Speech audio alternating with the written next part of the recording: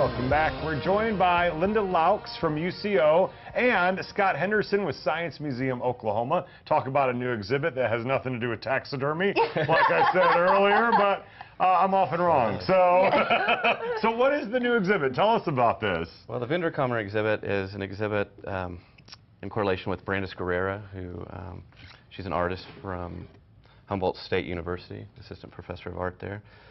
And so alongside her paintings are many different specimens and artifacts that create this Wunderkammer. And what a Wunderkammer is, it literally means cabinet of wonder in German. Okay. And these are precursors to the museums we know of today. So before we had the specialized institutions we have today, we had these rooms that were packed with taxidermy. So there is taxidermy. There is taxidermy.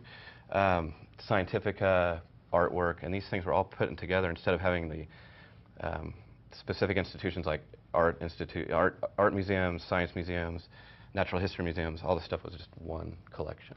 Okay. And this is 17th century. Very era. cool. Now I keep staring at this thing in the jar here. What is that? This is a kitten that has one eye, the Cyclops Cat, and It's a Cyclops it Cat? is. There's two Weird. of them, and so they didn't make it, and so we were lucky enough to get them donated to us at UCO, and so we preserved them.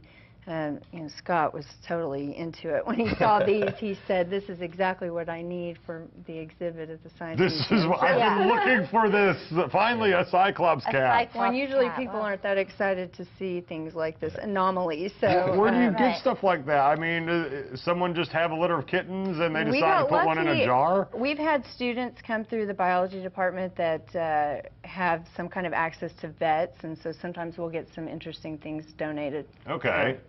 Yeah, this was one. Yeah. Nice. And Scott, what are you holding over there? This is a cast of a narwhal tusk, and the reason I brought this is because every Wunderkammer had to have a narwhal tusk. Because what it was, they thought these were unicorn horns. Oh. They did not know. It's that not?